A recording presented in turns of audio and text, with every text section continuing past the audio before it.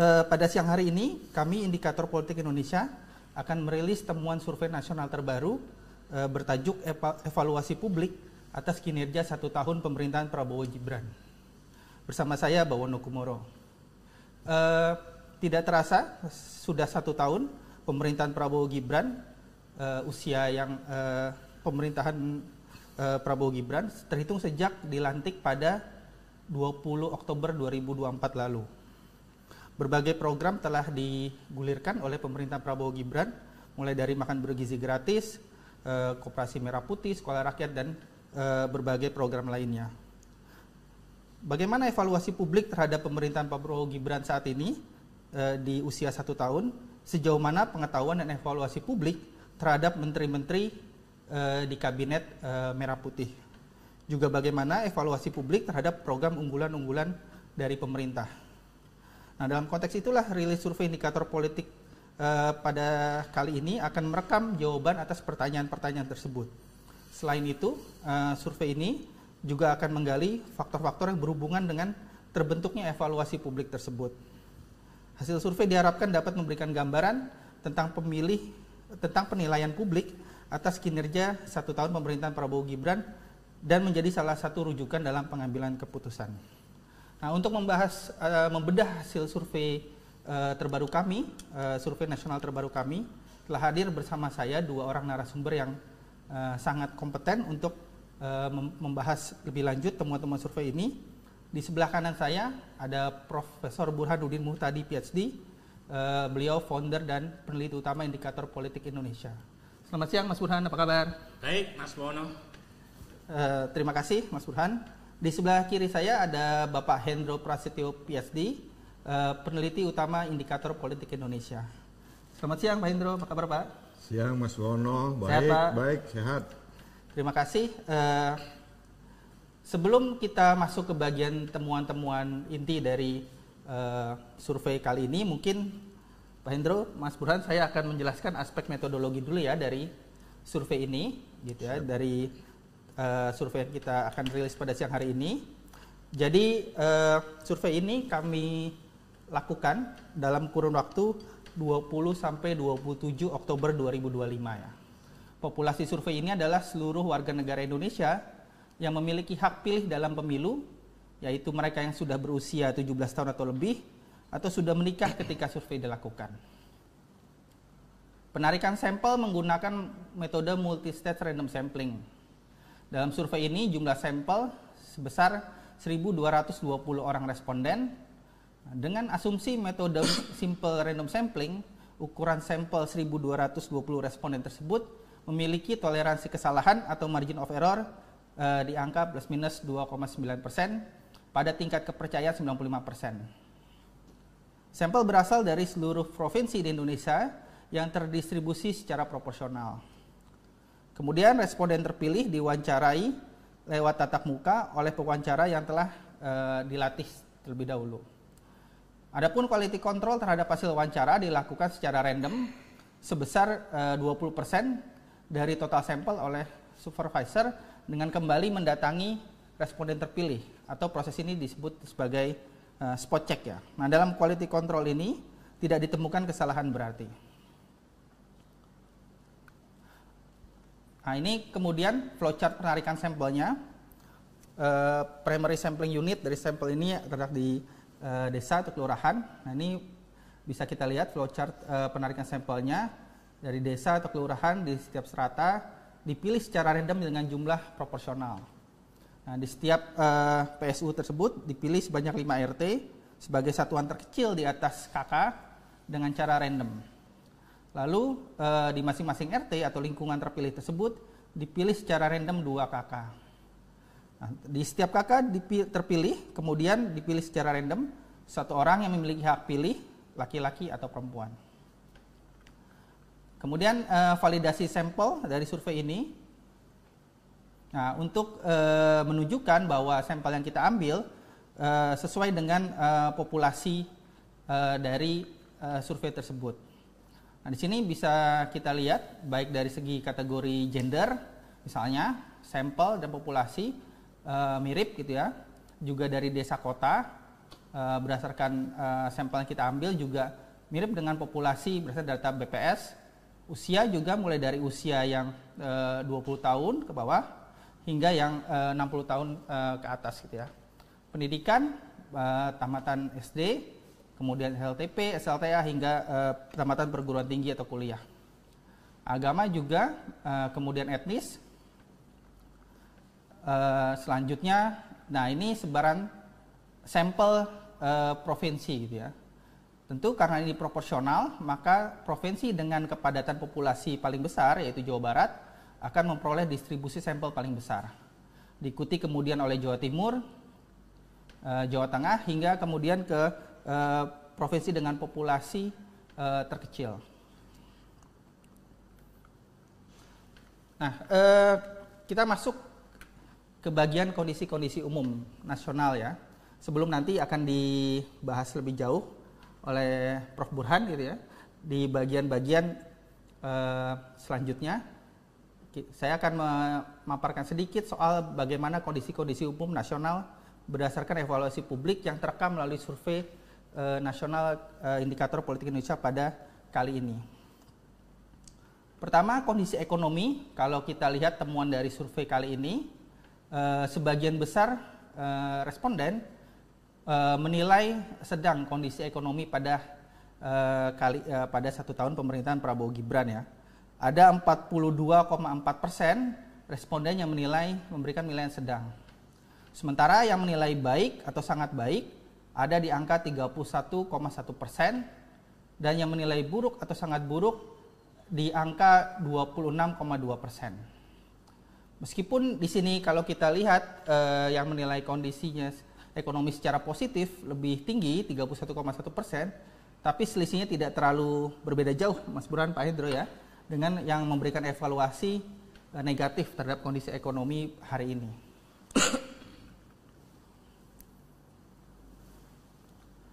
Kemudian berikutnya kondisi politik. Nah, kalau kita lihat di evaluasi publik terhadap kondisi politik hari ini, ada 36,8% yang menilai kondisi politik di 1 tahun pemerintahan Prabowo Gibran berada dalam kondisi yang sedang. Sementara yang menilai baik atau sangat baik ada di angka 31%, yang menilai buruk atau sangat buruk ada di 24,6%. Sekitar 7,5% responden tidak menjawab. Di sini evaluasi publik terhadap kondisi politik juga lebih tinggi yang memberikan evaluasi secara positif dibandingkan yang memberikan evaluasi secara negatif, meskipun lagi-lagi tidak terlalu jauh jaraknya antara yang memberikan evaluasi positif dan negatif. Berikutnya kondisi keamanan. Nah ini agak berbeda dengan evaluasi terhadap kondisi ekonomi dan kondisi politik tadi. Evaluasi keamanan dominan dinilai baik atau sangat baik oleh masyarakat ya. Angkanya ada di 56,5% yang menilai kondisi keamanan hari ini di 1 tahun pemerintah Prabowo Gibran baik atau sangat baik. Jauh di atas yang memberikan penilaian secara negatif di angka 15%. Sementara yang menilai kondisi keamanan hari ini berada dalam kondisi yang sedang ada di 27,4% respondennya. Jadi kondisi keamanan dinilai secara lebih tinggi gitu, secara evaluasi positifnya Pak Hendro ya, dibandingkan kondisi tadi, kondisi ekonomi dan kondisi politik. Selanjutnya kemudian kondisi penegakan hukum. Nah ini juga evaluasi publik menunjukkan dominan dinilai secara positif. Ada 40,8% responden yang menilai kondisi penegakan hukum baik atau sangat baik.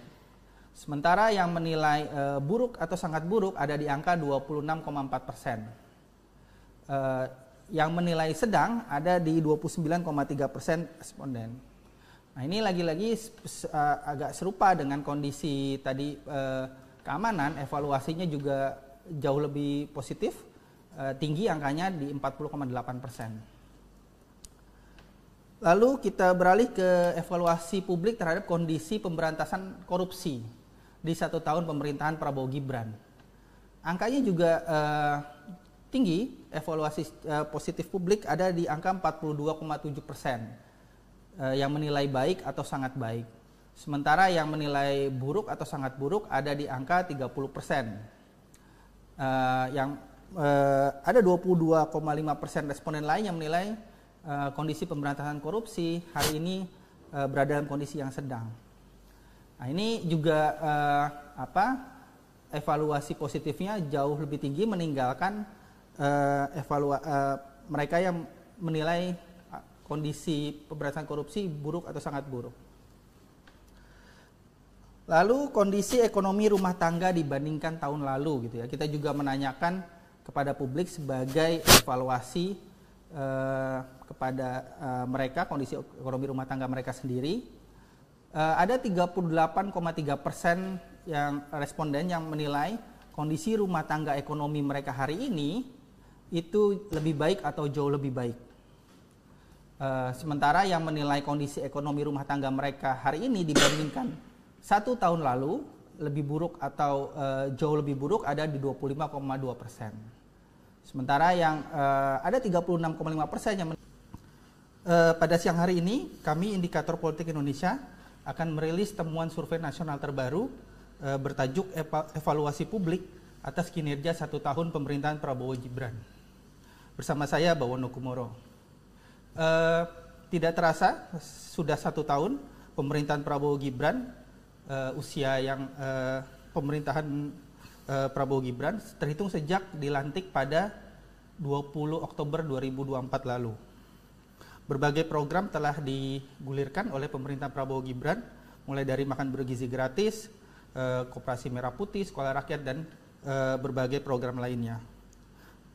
Bagaimana evaluasi publik terhadap pemerintahan Prabowo Gibran saat ini di usia 1 tahun? Sejauh mana pengetahuan dan evaluasi publik terhadap menteri-menteri di Kabinet Merah Putih? Juga bagaimana evaluasi publik terhadap program unggulan-unggulan dari pemerintah? Nah, dalam konteks itulah rilis survei Indikator Politik pada kali ini akan merekam jawaban atas pertanyaan-pertanyaan tersebut. Selain itu, survei ini juga akan menggali faktor-faktor yang berhubungan dengan terbentuknya evaluasi publik tersebut. Hasil survei diharapkan dapat memberikan gambaran tentang penilaian publik atas kinerja 1 tahun pemerintahan Prabowo Gibran dan menjadi salah satu rujukan dalam pengambilan keputusan. Nah, untuk membedah hasil survei terbaru kami, survei nasional terbaru kami, telah hadir bersama saya 2 orang narasumber yang sangat kompeten untuk membahas lebih lanjut temuan-temuan survei ini. Di sebelah kanan saya ada Profesor Burhanuddin Muhtadi, PhD. Beliau founder dan peneliti utama Indikator Politik Indonesia. Selamat siang Mas Burhan, apa kabar? Baik, Mas Bono. Terima kasih Mas Burhan. Di sebelah kiri saya ada Bapak Hendro Prasetyo, PhD, peneliti utama Indikator Politik Indonesia. Selamat siang Pak Hendro, apa kabar Pak? Siang Mas Wono, baik, sehat, Pak? Baik, sehat. Terima kasih. Sebelum kita masuk ke bagian temuan-temuan inti dari survei kali ini, mungkin Pak Hendro, Mas Burhan, saya akan menjelaskan aspek metodologi dulu ya dari survei ini, gitu ya, dari survei yang kita akan rilis pada siang hari ini. Jadi survei ini kami lakukan dalam kurun waktu 20 sampai 27 Oktober 2025 ya. Populasi survei ini adalah seluruh warga negara Indonesia yang memiliki hak pilih dalam pemilu, yaitu mereka yang sudah berusia 17 tahun atau lebih atau sudah menikah ketika survei dilakukan. Penarikan sampel menggunakan metode multi-stage random sampling. Dalam survei ini jumlah sampel sebesar 1.220 orang responden. Dengan asumsi metode simple random sampling, ukuran sampel 1.220 responden tersebut memiliki toleransi kesalahan atau margin of error di angka plus minus 2,9% pada tingkat kepercayaan 95%. Sampel berasal dari seluruh provinsi di Indonesia yang terdistribusi secara proporsional. Kemudian responden terpilih diwawancarai lewat tatap muka oleh pewawancara yang telah dilatih terlebih dahulu. Adapun quality control terhadap hasil wawancara dilakukan secara random sebesar 20% dari total sampel oleh supervisor dengan kembali mendatangi responden terpilih, atau proses ini disebut sebagai spot check ya. Nah, dalam quality control ini tidak ditemukan kesalahan berarti. Nah, ini kemudian flowchart penarikan sampelnya. Primary sampling unit dari sampel ini terletak di desa atau kelurahan. Nah, ini bisa kita lihat flowchart penarikan sampelnya dari desa atau kelurahan di setiap strata dipilih secara random dengan jumlah proporsional. Nah, di setiap PSU tersebut dipilih sebanyak 5 RT sebagai satuan terkecil di atas KK dengan cara random. Lalu di masing-masing RT atau lingkungan terpilih tersebut dipilih secara random 2 KK. Nah, di setiap KK terpilih, kemudian dipilih secara random satu orang yang memiliki hak pilih, laki-laki atau perempuan. Kemudian validasi sampel dari survei ini. Nah, untuk menunjukkan bahwa sampel yang kita ambil sesuai dengan populasi dari survei tersebut. Nah, di sini bisa kita lihat baik dari segi kategori gender, misalnya sampel dan populasi mirip gitu ya. Juga dari desa kota berdasarkan sampel yang kita ambil juga mirip dengan populasi berdasarkan data BPS. Usia juga mulai dari usia yang 20 tahun ke bawah hingga yang 60 tahun ke atas gitu ya. Pendidikan tamatan SD, kemudian LTP, SLTA hingga tamatan perguruan tinggi atau kuliah. Agama juga, kemudian etnis. Selanjutnya, nah ini sebaran sampel provinsi gitu ya. Tentu karena ini proporsional, maka provinsi dengan kepadatan populasi paling besar yaitu Jawa Barat akan memperoleh distribusi sampel paling besar. Diikuti kemudian oleh Jawa Timur, Jawa Tengah hingga kemudian ke provinsi dengan populasi terkecil. Nah, kita masuk ke bagian kondisi-kondisi umum nasional ya. Sebelum nanti akan dibahas lebih jauh oleh Prof. Burhan gitu ya. Di bagian-bagian selanjutnya saya akan memaparkan sedikit soal bagaimana kondisi-kondisi umum nasional berdasarkan evaluasi publik yang terekam melalui survei nasional indikator politik Indonesia pada kali ini. Pertama, kondisi ekonomi. Kalau kita lihat temuan dari survei kali ini, sebagian besar responden menilai sedang kondisi ekonomi pada pada 1 tahun pemerintahan Prabowo Gibran ya. Ada 42,4% responden yang memberikan nilai sedang. Sementara yang menilai baik atau sangat baik ada di angka 31,1% dan yang menilai buruk atau sangat buruk di angka 26,2%. Meskipun di sini kalau kita lihat yang menilai kondisinya ekonomi secara positif lebih tinggi 31,1%, tapi selisihnya tidak terlalu berbeda jauh, Mas Burhan, Pak Hendro ya, dengan yang memberikan evaluasi negatif terhadap kondisi ekonomi hari ini.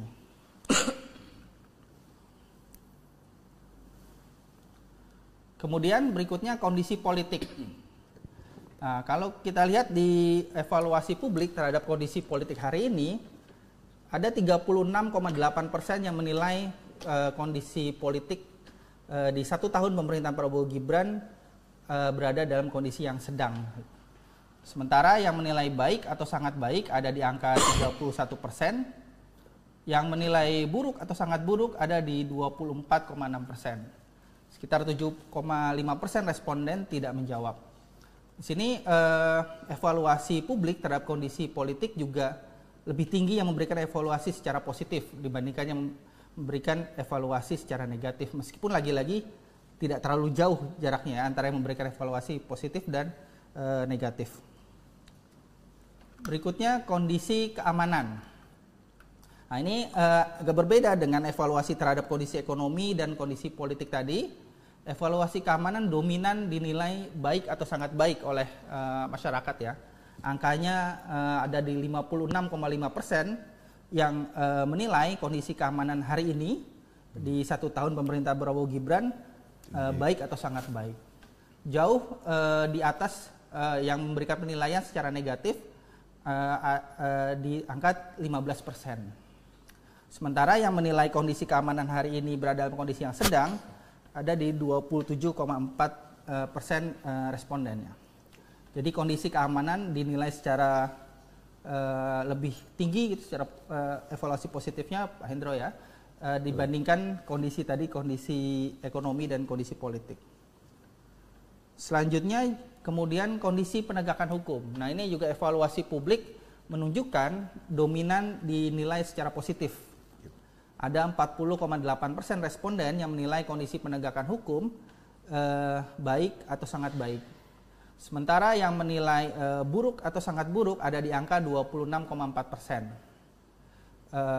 Yang menilai sedang ada di 29,3% responden. Nah, ini lagi-lagi agak serupa dengan kondisi tadi keamanan, evaluasinya juga jauh lebih positif, tinggi angkanya di 40,8%. Lalu kita beralih ke evaluasi publik terhadap kondisi pemberantasan korupsi di 1 tahun pemerintahan Prabowo Gibran. Angkanya juga tinggi, evaluasi positif publik ada di angka 42,7%, yang menilai baik atau sangat baik. Sementara yang menilai buruk atau sangat buruk ada di angka 30%. Ada 22,5% responden lain yang menilai kondisi pemberantasan korupsi hari ini berada dalam kondisi yang sedang. Nah, ini juga evaluasi positifnya jauh lebih tinggi meninggalkan mereka yang menilai kondisi pemberantasan korupsi buruk atau sangat buruk. Lalu kondisi ekonomi rumah tangga dibandingkan tahun lalu gitu ya. Kita juga menanyakan kepada publik sebagai evaluasi kepada mereka, kondisi ekonomi rumah tangga mereka sendiri. Ada 38,3% yang responden yang menilai kondisi rumah tangga ekonomi mereka hari ini itu lebih baik atau jauh lebih baik.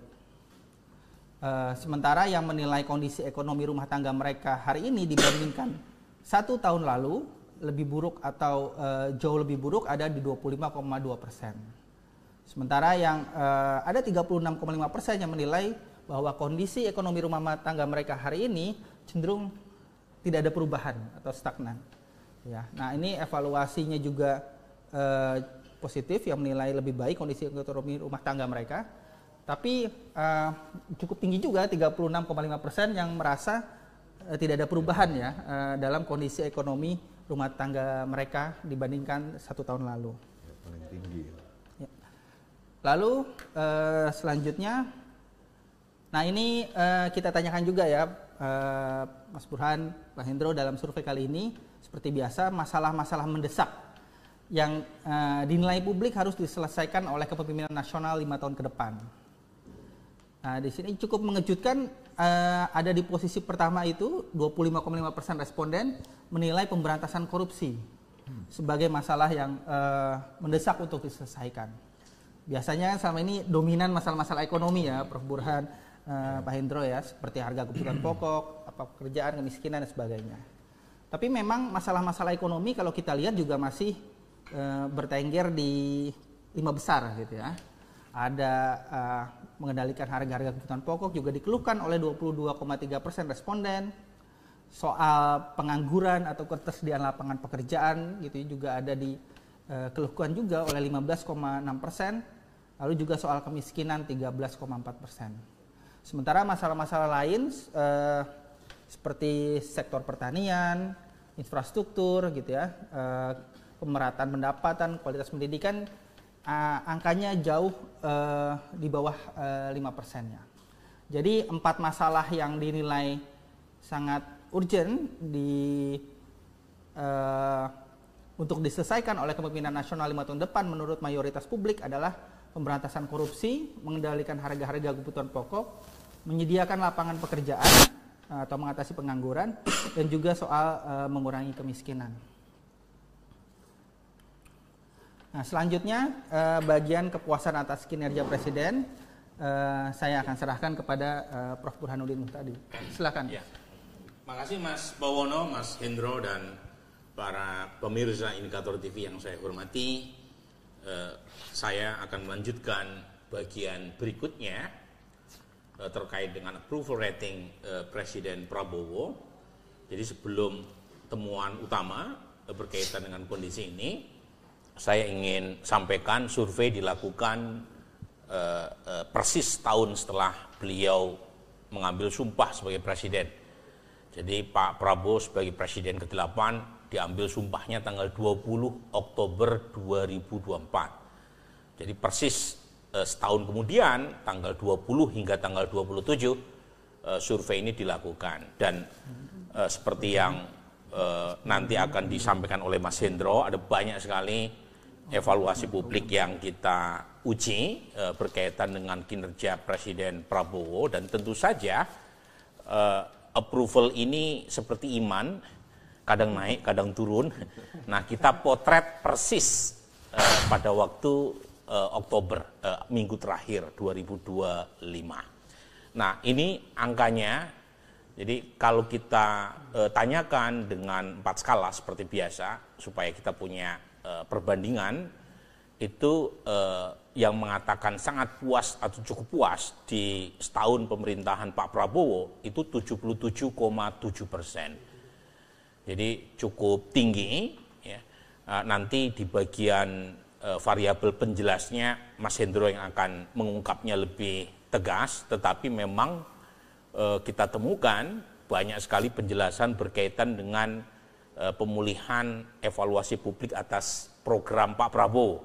Ya, mengalami perbaikan, termasuk program MBG, ya, itu juga mulai positif setelah sebelumnya sempat dihantam dengan isu keracunan, tetapi belakangan isu keracunan berkaitan dengan kasus keracunan MBG berkurang. Ya. Termasuk tentu saja adalah bansos pangan dan BLT, ya, yang cukup efektif, ya, menaikkan approval Presiden Prabowo. Nah, nanti di bagian-bagian itu akan disampaikan oleh Mas Hendro. Nah, tetapi ini data yang kita temukan 77,7% mengatakan sangat puas atau cukup puas. Kemudian 20,8% responden itu gabungan yang mengatakan kurang puas dan tidak puas sama sekali. Jadi cukup besar modal politik elektoral, lebih khusus legitimasi sosial Pak Prabowo setahun setelah menjadi presiden. Nah, pertanyaannya kemudian bagaimana dengan profil yang puas dan tidak puas?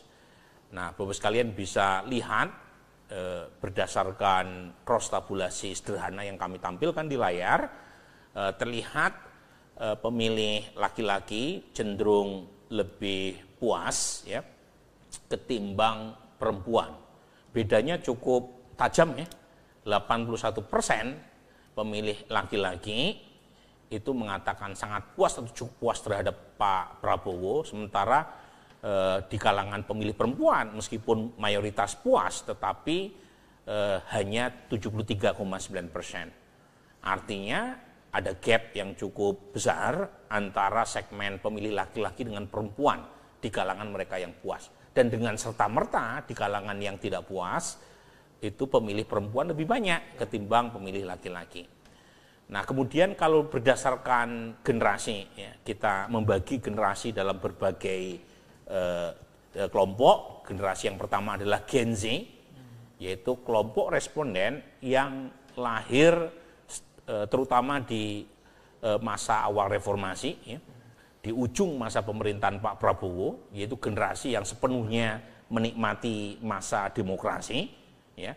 Ternyata dari segmen pemilih Gen Z ini total ada 26%, itu tingkat kepuasannya lebih tinggi dibanding dengan generasi-generasi yang lebih tua.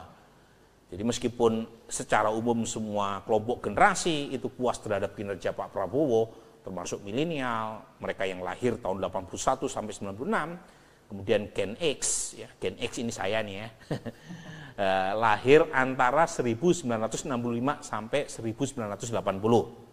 Ya. Nah, kalau Mas Hendro milenial, Bawono baby boomers. Nah, saya bercanda, ya.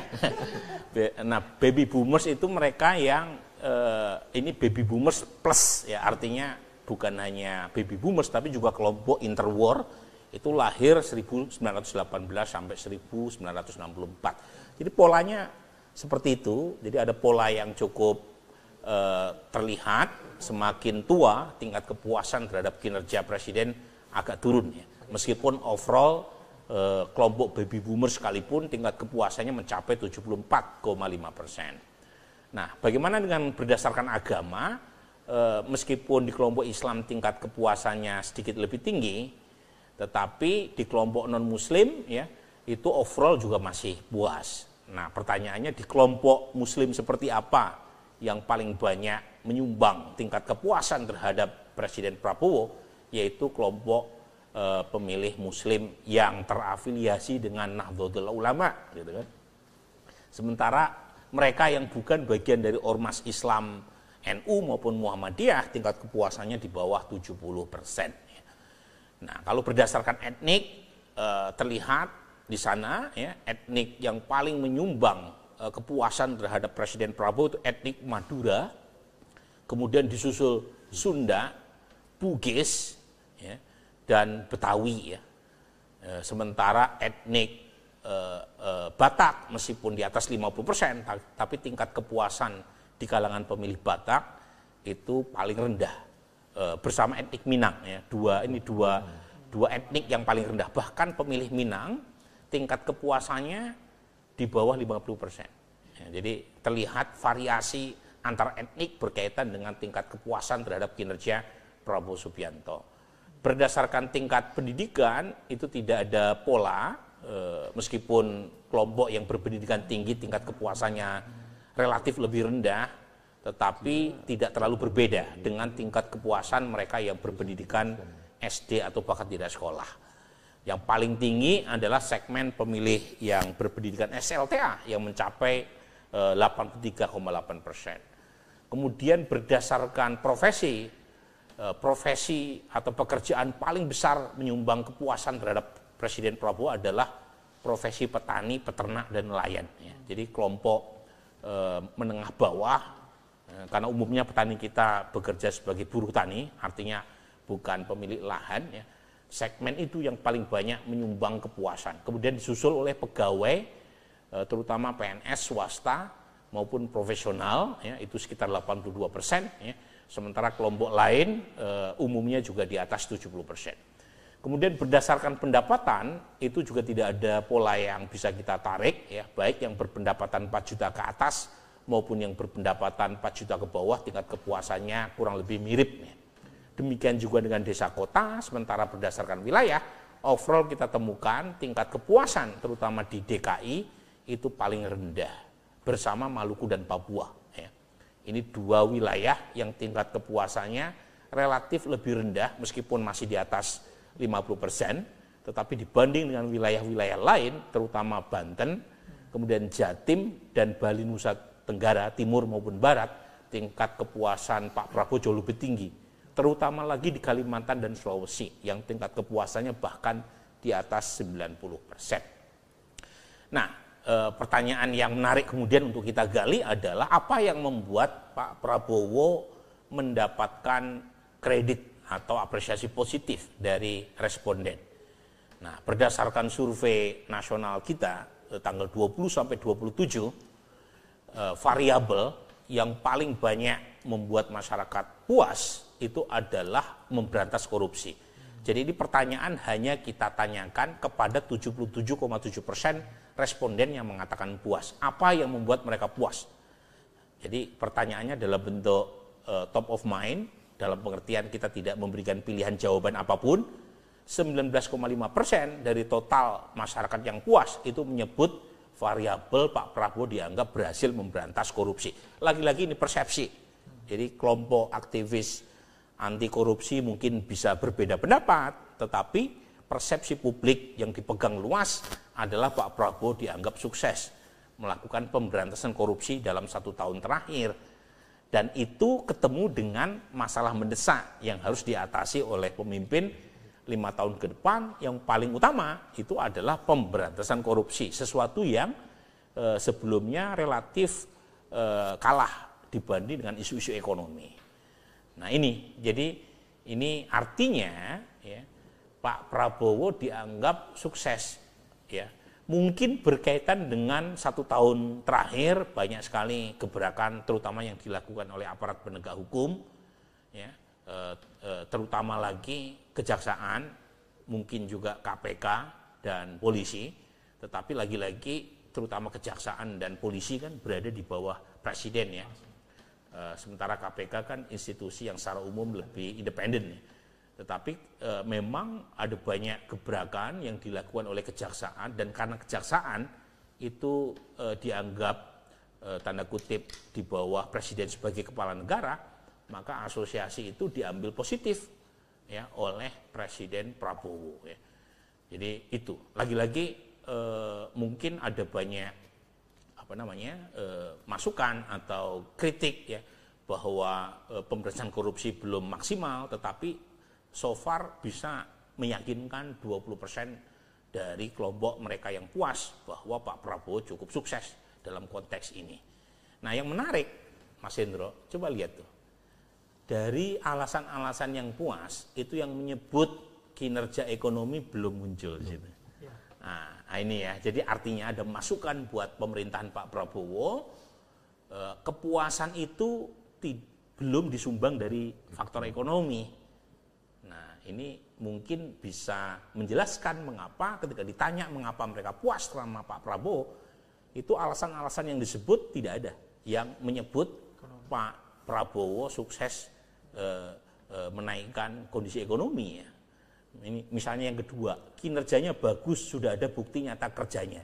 Ini kinerja secara umum yang mungkin merujuk pada program-program populis beliau yang cukup masif, ya. Mulai dari MBG, Koperasi Merah Putih, Sekolah Rakyat, dan seterusnya. Dan tegas, berwibawa, berani. Lagi-lagi ini variabel yang sudah jadi kekuatan lama Pak Prabowo. Sering memberi bantuan. Itu ekonominya. Ini faktor ekonominya. Mungkin berkaitan dengan tadi, kita melakukan survei kurang lebih beberapa minggu setelah Presiden mengeluarkan paket stimulus berkaitan dengan bansos pangan dan BLT. Dan nilainya triliunan.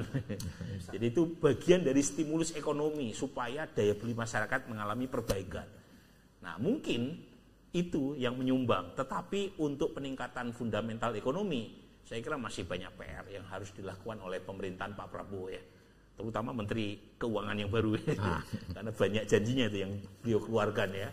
Ini, ya, karena terus terang jawaban-jawaban ini jelas menunjukkan ada banyak apresiasi positif, tetapi juga ada PR buat Pak Prabowo. PR-nya lebih khusus ditunjuk di sini nih. Ada 20% lebih masyarakat yang mengatakan tidak puas. Apa alasan utamanya? Nah, di kelompok masyarakat yang ini base-nya itu yang merasa tidak puas, ada kesalahan sedikit, ya. Yang base-nya ada salah tulis. Nah, itu belum ada bukti kinerjanya. Artinya selama setahun kinerjanya masih dianggap belum maksimal, ya. Di kelompok masyarakat yang menyatakan tidak puas itu ada kurang kata tidak, itu base merasa tidak puas, gitu, ya. 20,8%. Kemudian bantuan tidak tepat sasaran. Nah, ini artinya meskipun bantuannya cukup masif, ya, cukup banyak menyedot fiscal space kita, tetapi ada sebagian masyarakat yang mungkin merasa berhak tetapi tidak mendapatkan bantuan. Program kerja belum maksimal, ekonomi belum stabil. Nah, itu kira-kira, ya, variabel. Nah, sekarang bagaimana dengan kinerja secara umum? Kalau tadi kan kinerja Pak Prabowo sebagai presiden. Nah, sekarang kinerja Prabowo Gibran, pemerintahan Prabowo Gibran dalam menangani beberapa permasalahan.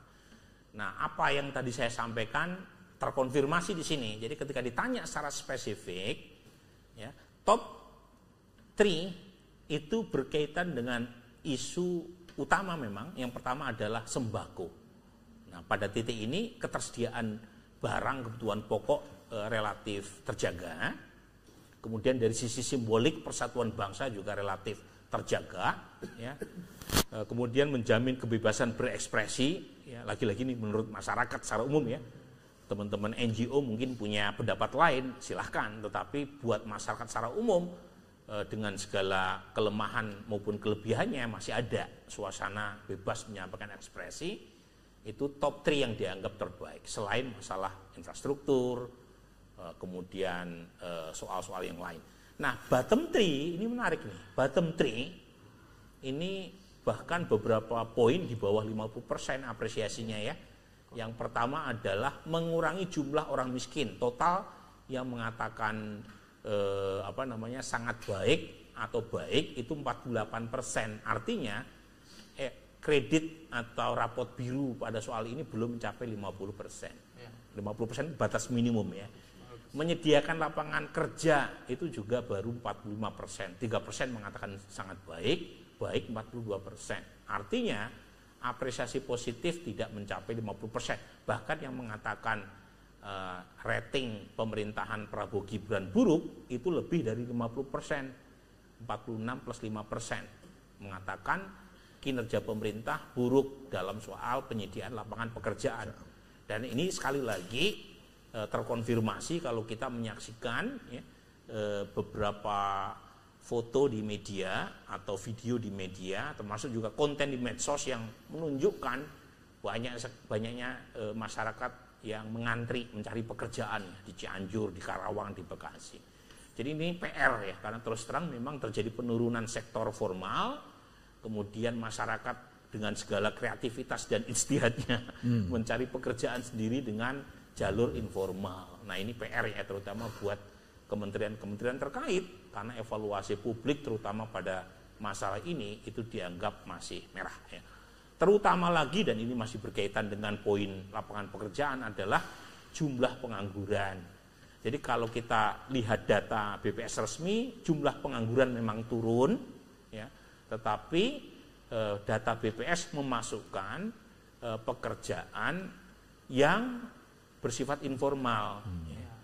Jadi misalnya kalau membantu orang tua atau pasangan, meskipun tanpa upah pun dianggap bukan nganggur tapi bekerja. Padahal faktanya mereka unpaid workers gitu ya. Jadi lagi-lagi ini evaluasi dari publik yang menurut saya harus dijadikan sebagai koreksi oleh pemerintah untuk melakukan perbaikan. Nah, sebelum kita masuk lebih detail berkaitan dengan variabel independen yang menjelaskan kenaikan approval rating Presiden Prabowo, ya, kita masuk ke variabel penting yang lain yang saya kira mungkin menarik ya buat politisi atau buat media yang biasanya cukup berminat untuk menyampaikan berkaitan dengan pacuan kuda elektabilitas partai maupun calon presiden ya. Meskipun masih lama 4 tahun ke depan, tapi ada gunanya juga untuk melihat pergerakan elektoral jauh-jauh hari ya. Dan seperti biasa kita melakukan survei sejak lama, seringkali ketika approval rating presiden mengalami perbaikan, itu punya efek positif terhadap partai atau dirinya sendiri kalau maju sebagai bakal calon presiden jika pemilu diadakan pada saat survei dilakukan. Nah, sebaliknya, jika presiden atau pemerintah incumbent mengalami penurunan approval rating, biasanya punya dampak negatif terhadap kendaraan politiknya. Nah, sekarang bagaimana dengan kondisi elektoral pilihan politik, terutama berkaitan dengan partai, ya, partai terutama lagi ketika partai Gerindra yang didirikan oleh Presiden Prabowo itu disimulasikan berkompetisi dengan partai-partai yang lain, dan hasilnya seperti ini ya. Jadi survei setahun setelah pemerintahan Pak Prabowo 29%. Ya, responden yang kita survei punya intensi untuk memilih Gerindra. Nah, memang ada sedikit penurunan dibanding dengan survei Januari ya. Di Januari 2029 waktu kita rilis, Gerindra mendapatkan 35%. Ya. Tetapi lagi-lagi kalau kita lihat ada sinyal positif ya terhadap Gerindra ya. Karena kita tahu Gerindra memulai dengan sangat tinggi, ekspektasi terhadap Pak Prabowo juga sangat tinggi, dan setahun meskipun tadi ada indikasi penurunan dibanding Januari, tetapi mendapatkan 29% dengan selisih yang sangat jauh dengan partai-partai lain yang umumnya hanya di single digit, itu satu prestasi yang luar biasa. Dan saya kira lebih banyak disebabkan oleh faktor Pak Prabowo yang approval ratingnya meningkat. Gitu. Jadi belum merupakan efek dari kinerja mesin partai ya, tapi lebih karena faktor Pak Prabowo yang sangat terasosiasi dengan Partai Gerindra. Nah, partai-partai lain termasuk partai pemerintah, ketika Gerindra mengalami tren positif, ya, tren positif dalam pengertian elektabilitasnya mencapai 29,4%, itu terdampak secara negatif. Jadi hubungannya itu bersifat seperti pendulum ya. Jadi ketika bandulnya positif ke Gerindra, tentu tidak membawa kabar positif buat partai lain. Nah, termasuk partai yang secara formal tidak menjadi bagian dari pemerintah, yaitu PD Perjuangan. Ya, PD Perjuangan dan itu wajar ya, karena PD Perjuangan tidak menjadi bagian dari pemerintah. Ketika evaluasi positif terhadap pemerintah positif, maka yang mendapat untung adalah Gerindra. Nah, menjadi problematik karena partai-partai pemerintah yang lain tidak mendapatkan keuntungan secara elektoral dari data ini.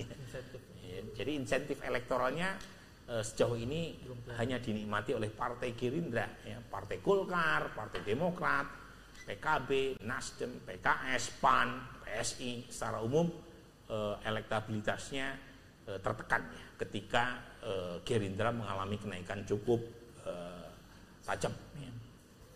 Nah, ini saya tidak mau membaca secara detail ya, dan saya tidak mau menyita waktu teman-teman wartawan di hari Sabtu Minggu ini.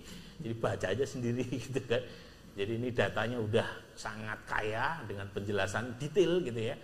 Jadi kita tanya apa alasan memilih partai tersebut. Kemudian kita cross tabulasi pilihan jawaban mengapa mereka puas terhadap mengapa mereka memilih partai dengan pilihan terhadap partai-partai. Ya. Jadi terlihat di situ ya. Jadi alasan memilih tadi itu lihat tuh. Ya, mereka yang memilih Gerindra sebagian besar itu karena faktor suka dengan pimpinan partai ya Pak Prabowo. Ya, sesederhana itu gitu ya. Ya. Kemudian kita lanjutkan. Nah, bagaimana dengan efeknya terhadap pilihan calon presiden? Ya. Jadi Pak Prabowo ketika survei dilakukan tanggal 20 sampai 27 itu elektabilitasnya mencapai 46,7%. Ya. Sementara dengan selisih yang cukup signifikan ada di peringkat kedua yaitu Deddy Mulyadi, Gubernur Jawa Barat. Ya. Itu mendapatkan perolehan 18,4%. Anies Baswedan 9%, Gibran Rakabuming Raka 4,8%, AHY 3,9%, Ganjar Pranowo 3,7%, dan ada nama baru, ya, Purbaya Yudi Sadewa. Ya, ini meskipun waktu kita survei beliau relatif baru menjadi menteri, ya, khususnya Menteri Keuangan, namanya mulai menyelinap ya, di balik memori publik ya. Jadi ada 1,5% dari total 25 nama yang kita uji dalam simulasi semi terbuka yang menyebut nama Purbaya Yudi Sadewa. Ya. Nah, kemudian ada juga nama baru, Sherly Chwanda. Nah, ini gubernur idolanya Mas Hendro dari Maluku Utara. Ya. Sherly Chwanda Laos, ya. Ini bintang dari timur, ya. Gubernur Maluku Utara, ya. Menarik ini, dia ada di peringkat 8 ya, 8 nama tertinggi ya, satu-satunya perempuan dari top 8 ya, capres idola publik ya.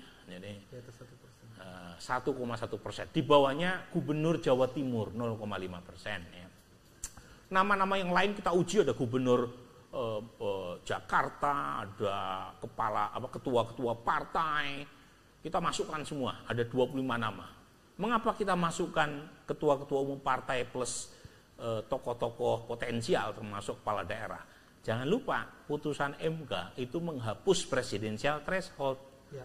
Nah, artinya tidak perlu koalisi buat partai peserta pemilu untuk bisa menominasikan capres dan cawapres. Jadi peluang untuk memunculkan calon sendiri dari partai itu sangat terbuka.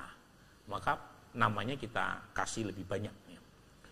Nah, ini lagi-lagi silakan dicek ya. Saya tidak ingin menyita waktu weekend Anda semua ya. Bisa dicek di situ siapa basis pendukung Pak Prabowo ya. Siapa basis pendukung Deddy Mulyadi, Anies Baswedan, Gibran, Muhaimin Iskandar dan seterusnya ya. Jadi bisa dicek di situ. Ini hanya 10 nama yang kita breakdown ya, tanpa mengurangi rasa hormat yang lain. Tapi kira-kira ini breakdown basis pendukung dari ke-10 nama calon presidennya. Kemudian kita lanjutkan. Nah, ini menarik nih ya. Deddy Mulyadi cukup kuat terutama di Jawa Barat. 43,5% warga Jabar memilih Deddy Mulyadi sebagai capres. Paling tinggi. Ya. Yang kedua adalah Banten. Ya, 38,4%. Jadi secara umum Pak Prabowo unggul di semua wilayah kecuali di Jabar. Kemudian Gibran itu basis terkuatnya di Jawa Tengah sama di Bali, Nusa, khususnya mungkin Nusa Tenggara Timur dan Bali. Ya, gitu ya. Kemudian di Jatim 6,9%. Mas Anies itu paling kuat di DKI 19%. Meskipun di DKI penguasanya masih Pak Prabowo ya, 33,4%. Tapi ada kurang lebih 1/5 pemilih DKI yang menyebut nama Mas Anies sebagai capres. Kemudian di Jabar cukup lumayan plus Sumatera. Ya, ini kira-kira ya. Jadi yang lain bisa dicek ya, maksimal. Nah, ini bagaimana kalau simulasinya 3 capres pada waktu Oktober 2025? Pak Prabowo unggul signifikan. Nah, saya akan masuk sampai beberapa slide ke depan ya, nanti untuk program akan Mas Hendro sampaikan. Nah, sekarang bagaimana dengan kinerja menteri atau pejabat tinggi? Nah, ada 52 ya, menteri-menteri plus pejabat tinggi. Jadi bukan hanya menteri ya, tapi plus pejabat tinggi yang kita evaluasi kinerjanya. Nah, sebelum masuk pada evaluasi kinerjanya, kita tanya dulu ya, tingkat popularitas. Nah, jadi bagaimana mungkin bisa mengevaluasi kinerja kalau kenal saja tidak. Nah, sebelum masuk ke siapa yang dianggap kinerjanya baik di antara yang mengenal nama-nama menteri maupun pejabat tinggi ini, ya kita tanya dulu mereka tahu atau pernah mendengar atau tidak 52 nama. Nah, kami hanya menampilkan 10 menteri tertinggi tingkat popularitasnya saja. Ya, begitu kira-kira ya. Jadi dari sini ya terlihat bahwa menteri yang paling populer adalah Erick Thohir. Menteri Pemuda dan Olahraga. Itu 63,6% responden mengatakan tahu atau pernah mendengar nama Erick Thohir. Yang kedua adalah AHY 60,3%. Menteri atau pejabat tinggi, ya, nah, Pak Teddy ini kategorinya pejabat tinggi ya, sekretaris kabinet, ya, itu menempati peringkat ketiga, ya, menteri atau pejabat tinggi paling populer. Ya, Pak Teddy cukup menghentak, ya, relatif baru, ya, muncul ke publik, tetapi tingkat popularitasnya itu menyodok di peringkat ketiga.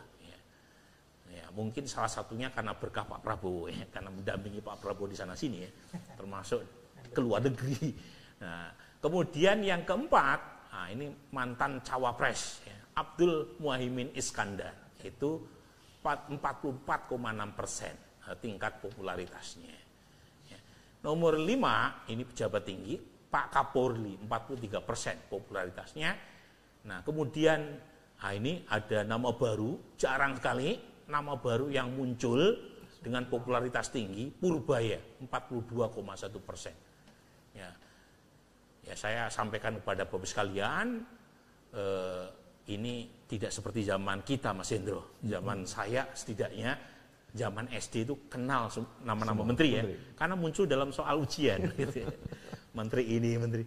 Kalau sekarang, saya kira masyarakat banyak yang nggak mengenal. Dan betul, data kita menunjukkan banyak sekali menteri-menteri Pak Prabowo yang tingkat kedikenalannya 5%, 6%. Ya.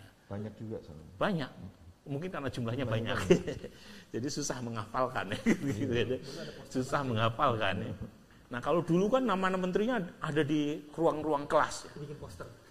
Kalau Bawono mungkin anak milenial nggak terlalu ngikutin. Kalau kita hafal tuh. Sampai sekarang masih ingat Abdul Ghafur. Harmoko. Gitu kan. Rudini. Kalau sekarang coba lihat tuh. Ini menteri yang populer. 10 nama. Kita tidak menampilkan menteri yang popularitasnya 5%, 6% gitu kan. Yeah. Nah, tetapi ya ini. Nah, jadi 10 nama ini. Ya. Nah, ini Pak Nasaruddin Umar itu ada di peringkat berikutnya ya. Pak Bahlil populer. Ya. Yusril juga relatif populer dan 10 terbesar tingkat popularitasnya adalah Erlangga Hartarto. Nah, pertanyaannya adalah apakah gitu ya? Popularitas ini itu berbanding terbalik atau tidak ya, maaf ini kebalik ya, dengan evaluasi kinerjanya. Jangan lupa ya, popularitas itu satu hal, evaluasi positif terhadap kinerja itu soal lain gitu. Jadi kalau popularitas itu berkaitan dengan kognisi, orang aware atau tidak aware dengan menteri atau pejabat tinggi, sementara kalau kinerja itu berkaitan dengan afeksi sekaligus assessment ya. Dari mereka yang mengenal nama-nama menteri, 52 menteri maupun pejabat tinggi, kita tanya hanya di kalangan yang mengenal nama-nama mereka, puas atau tidak puas. Bisa saja ya, seorang menteri itu masuk di daftar 10 menteri populer, tetapi tidak masuk di 10 menteri dengan tingkat evaluasi kinerja yang positif. Atau sebaliknya, dia relatif bukan bagian dari menteri populer, karena yang mengenal mungkin 10%, tetapi dari 10% yang mengenal umumnya punya evaluasi yang positif. Bisa seperti itu. Nah, kita tampilkan hanya di antara mereka yang tahu nama menteri atau pejabat tinggi, ya, yang popularitas, yang evaluasi kinerjanya positif tinggi. 10 tertinggi saja. Ya. Lagi-lagi kami tidak menampilkan nama-nama menteri atau pejabat tinggi yang ya, tingkat kepuasan kinerjanya di luar dari 10 besar. Nah, siapa yang paling tinggi tingkat kepuasannya? Pak Amran Sulaiman, ya, Menteri Pertanian. Ini menarik nih karena beliau di sini di daftar menteri populer tidak masuk kan. Sebagai menteri populer terbesar 10. Tetapi di antara yang mengenal Pak Amran itu umumnya tingkat kepuasannya sangat tinggi ya, 84,9%. Kita udah breakdown siapa itu yang puas, kebanyakan petani. Ya mungkin karena merasa diuntungkan ya dengan harga beras yang baik ya, dan itu membuat beliau cukup disukai sama petani ya. Nah, yang kedua, tingkat kepuasan yang kedua tidak berbeda signifikan, hanya berbeda 0,4% dibanding peringkat pertama, yaitu Teddy Indra Wijaya. Ya, lagi-lagi ini bukan hanya menteri, tapi juga pejabat yang kita tanya ya. Tingkat kepuasan terhadap Teddy Indra Wijaya itu mencapai 84,5%. Mungkin ini berkaitan dengan posisi beliau yang disebut hanya berjarak 0 km dari presiden, dan belakangan juga sangat intensif ya memberikan statement mewakili presiden baik di dalam maupun di luar negeri ya, berkaitan dengan kebijakan strategis ya, orang nomor 1 di Republik ini. Nah, Purbaya itu tingkat kepuasannya lagi-lagi tidak berbeda signifikan dengan Pak Amran, Pak Teddy, ada di peringkat ketiga secara absolut mencapai 84,1%. Purbaya. Jadi lagi-lagi temuan survei publik ini mungkin berbeda dengan Kang Ferry Latulihin. Gitu. Tapi kan lagi-lagi ini kan pertanyaan diajukan kepada semua populasi ya, bukan hanya kelompok expert seperti Bung Ferry Latulihin ya, tetapi kalau ditanya kepada general population, Pak Purbaya ada di peringkat ketiga. Keempat adalah Pak Nasaruddin Umar, kelima adalah Menseknek Pak Prasetyo Hadi, kemudian AHY, kemudian ada Panglima TNI ya, dan seterusnya. Nah, sekarang ini masih saya ya yang akan menyampaikan bagaimana dengan kepercayaan terhadap lembaga.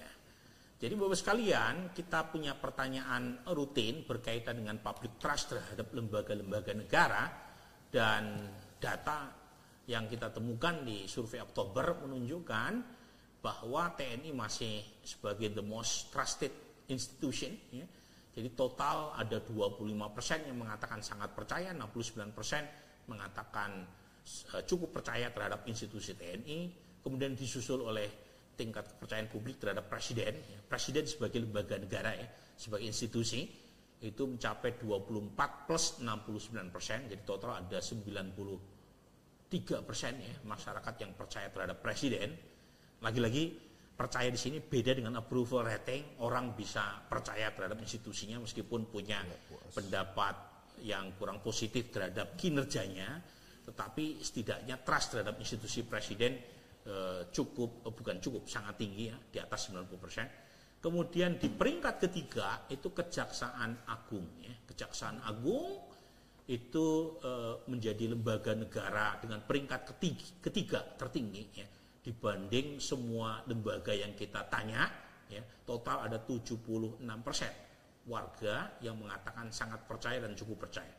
Lagi-lagi tingkat trust yang tinggi terhadap kejaksaan ini bukan berita baru. Kita sudah temukan selama 4 tahun terakhir ya, seiring dengan gebrakan institusi kejaksaan, terutama dalam soal pemberantasan korupsi ya, termasuk ada triliunan ya yang yang dipajang ya untuk dikembalikan kepada negara terkait dengan perampasan hasil korupsi ya, yang kemarin di expose ya besar-besaran oleh kejaksaan ya. Nah, MK di peringkat keempat dengan total sekitar 71% responden yang mengatakan sangat percaya dan cukup percaya. Kemudian pengadilan, kemudian KPK, kemudian polisi. Ini polisi menarik ya. Sebelumnya polisi sempat terjungkal ya, hanya unggul di atas DPR. Sekarang polisi, Polri tingkat kepercayaannya itu di atas DPD, MPR, partai politik dan DPR ya. Meskipun overall tingkat kepercayaan terhadap polisi masih kisaran 66%, tapi setidaknya secara peringkat di atas ya beberapa institusi politik seperti MPR, DPR, DPD dan partai politik. Nah, saya kira itu dari saya. Mungkin Mas Hendro bisa melanjutkan ya, slide berikutnya, terutama yang berkaitan dengan apa yang menjelaskan mengapa approval Presiden Prabowo mengalami peningkatan 77,7% di bulan Oktober ini. Silakan Mas. Terima kasih Mas Burhan. Saya akan melanjutkan penjelasan karena fokus kita ini adalah evaluasi publik terhadap kinerja pemerintah Prabowo Gibran. Tadi sudah terlihat ya variabel-variabel pokok, variabel-variabel penting yang mengaitkan kenapa sampai approval-nya seperti itu. Nah, ada dua hal yang mungkin perlu kita catat dan tampaknya konsisten sampai masalah kepercayaan terhadap lembaga ya. Itu yang pertama adalah kepuasan publik terhadap penegakan hukum itu tinggi. Yang kedua adalah terhadap keamanan itu juga tinggi. Dan itu tadi sudah dijelaskan dengan sangat baik, sangat clear oleh Mas Burhan dan juga Mas Bowo. Itu juga menjadi penjelas mengapa misalnya tadi dikatakan bahwa lembaga penegak hukum itu mendapatkan kepercayaan yang tinggi setelah TNI dan Presiden. Itu juga kaitannya juga dengan keamanan dan juga penegakan hukum. Nah, ini yang kontribusi. Saya akan mencoba untuk menjelaskan lebih lanjut. Kalau tadi adalah variabel-variabel umum, sekarang kita lihat variabel-variabel khusus dalam bentuk program-program pemerintah. Karena pemerintah sekarang ini banyak sekali programnya. Ada program yang melanjutkan, ada juga program baru, tidak sedikit nih program barunya. Seperti apa sebetulnya respon publik dan evaluasi publik terhadap program-program ini? Karena programnya ini baru setahun ya, tapi jumlah yang baru cukup banyak Mas Bowo. Program-programnya, bukan hanya MBG. Nanti kita akan lihat MBG salah satunya ya. Nah, pertama kita akan lihat program yang disebut program hasil terbaik cepat (PHTC). Nah, ini quick win, program yang fokus ya, diantaranya adalah pada pendidikan untuk menjangkau wilayah-wilayah yang terluar, terpencil agar mendapatkan layanan pendidikan dengan menggunakan basis internet, misalnya itu ya. Nah, ini seperti apa? Kita lihat. Yang tahu program ini belum banyak. Ini di sebelah kiri itu pertanyaannya, apakah ibu bapak tahu atau pernah dengar PHTC ya? Terlihat di situ masih 14,9%. Ini belum populer. Tetapi ketika kita lihat bagi mereka yang tahu apakah puas atau tidak puas, itu tingkat kepuasannya tinggi sekali. Jadi yang merasa sangat puas dan cukup puas itu 80% lebih. Artinya program ini di kalangan mereka yang tahu ini dianggap program yang baik, program yang membantu. Ini tampak sekali. Nah, kalau saja mereka yang tahu lebih banyak, maka ini akan memberikan dampak terhadap evaluasi publik yang lebih kuat lagi. Nah, kita lihat apakah ini sudah memberi dampak atau tidak. Itu ada dua pertanyaan, apakah tahu atau tidak tahu. Kemudian yang bawahnya, kalau tahu itu puas atau tidak puas pelaksanaannya.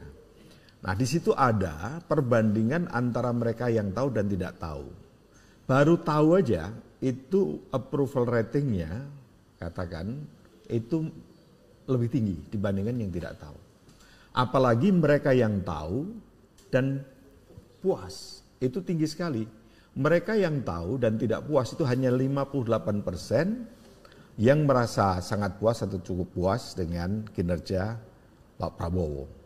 Tetapi yang sangat puas dan cukup puas itu 89. Nah, di sini kita ngelihat meskipun sederhana, korelasi ini kan sederhana ya, dengan cross step saja, tetapi kalau kita lihat perbedaannya menonjol, kita secara statistik bisa lihat bahwa peluang untuk memberikan kontribusi sangat besar. Program berikutnya, nah ini yang cukup santer di media massa, di medsos maupun di masyarakat, program makan siang bergizi gratis. Ini seperti apa? Apakah sama dengan tadi program PHTC tadi? Nah, program ini lebih lama ini.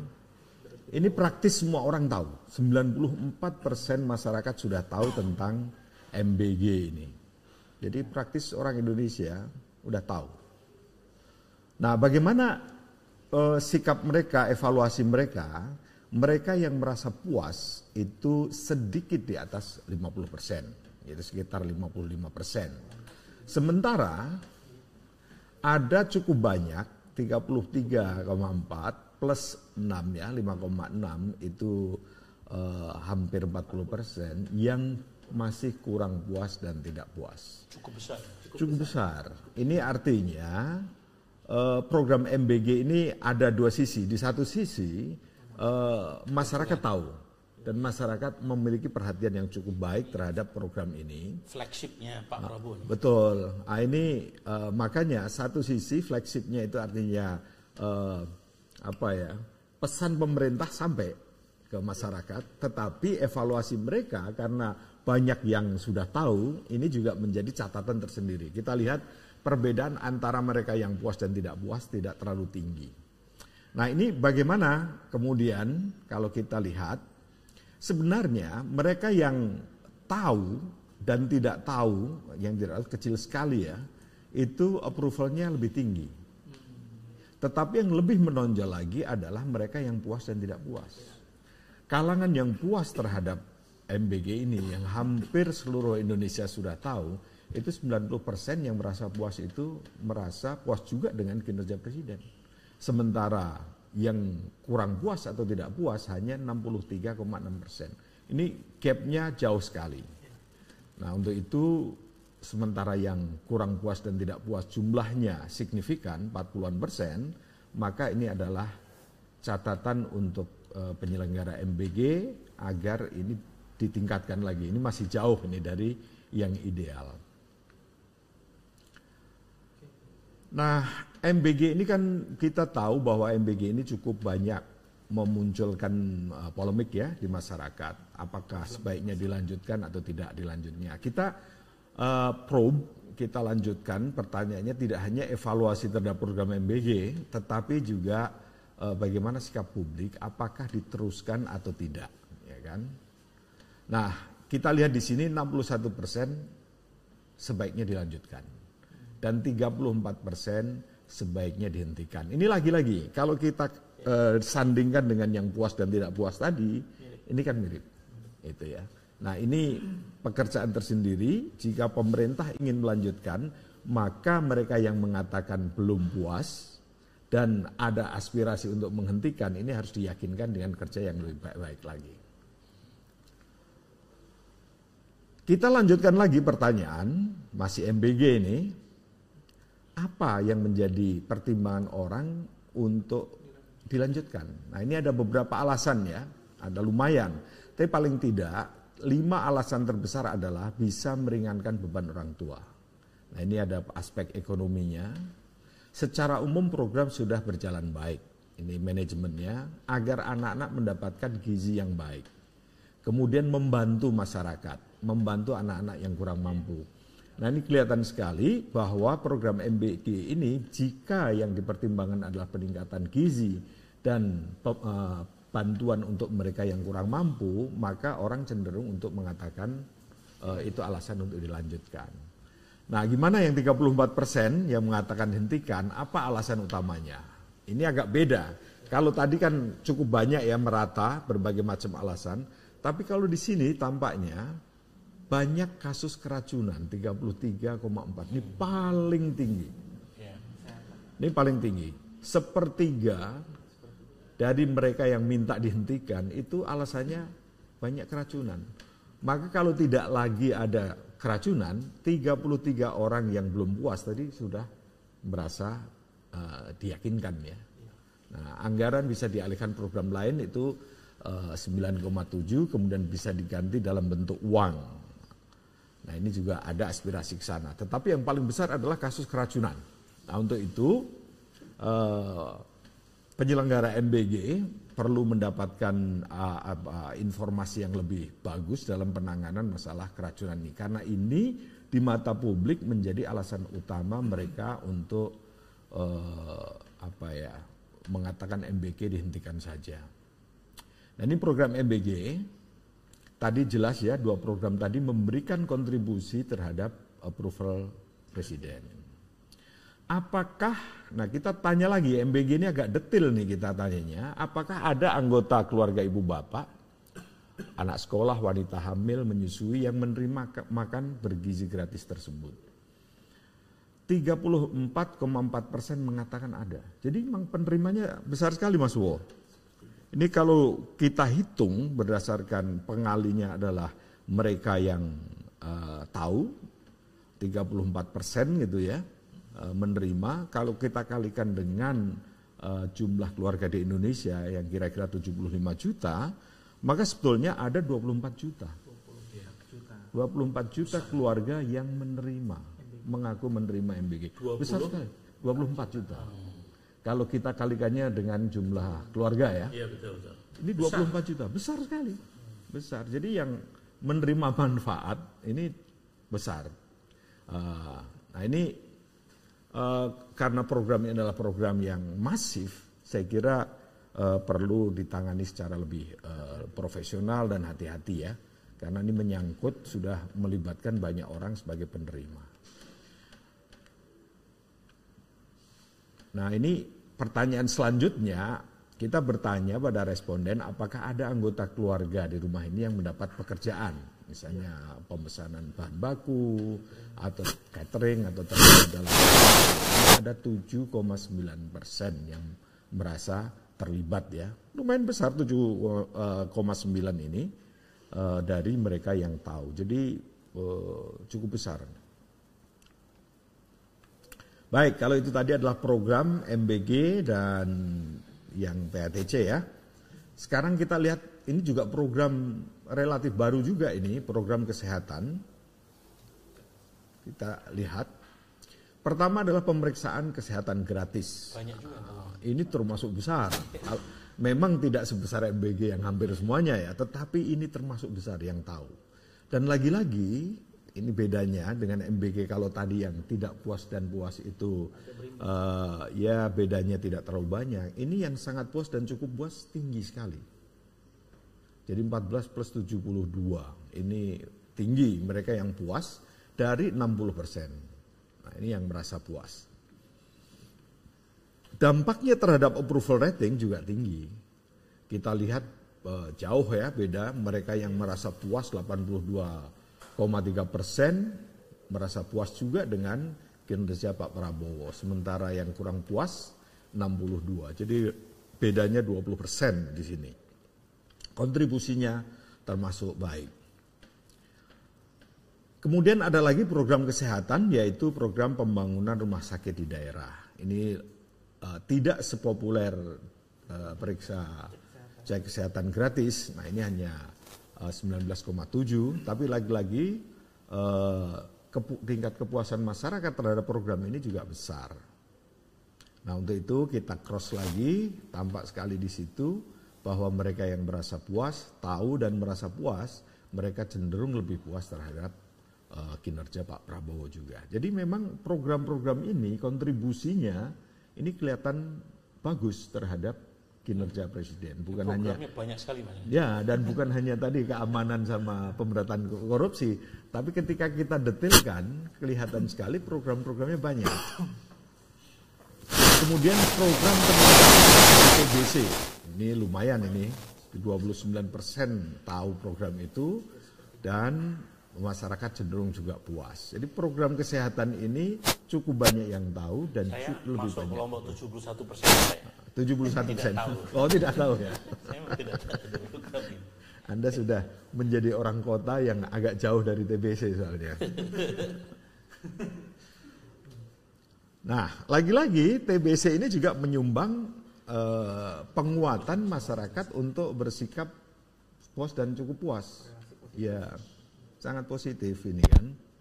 Ini program kesehatan ini di satu sisi popularitasnya cukup baik dan yang merasa puas tinggi itu ya untuk program kesehatan. Bagaimana dengan pendidikan ya? Pendidikan coba kita lihat. Renovasi sekolah. Tinggi juga renovasi sekolah ini. 38, tinggi. Sedangkan yang puas juga cukup tinggi. Ini ya. Masuk program yang banyak dikenal untuk pendidikan. Kita lihat lagi, kalau ada panah seperti itu, artinya kecenderungan orang yang tahu dan merasa puas, itu cenderung puas juga terhadap kinerja Pak Presiden. Pendidikan cukup bagus. Ini sekolah rakyat 32, tidak terlalu tinggi, tapi cukup baik. Sekolah rakyat ini, lagi-lagi tingkat kepuasannya juga bagus. Kontribusinya juga sama dengan yang tadi, positif sekali untuk terhadap kinerja Presiden. Sekolah Garuda, ini kita tahu Pak Prabowo, pemerintahan Prabowo juga meluncurkan sekolah Garuda ya. Tetapi program sekolah Garuda ini yang tahu baru 88,6% sedikit.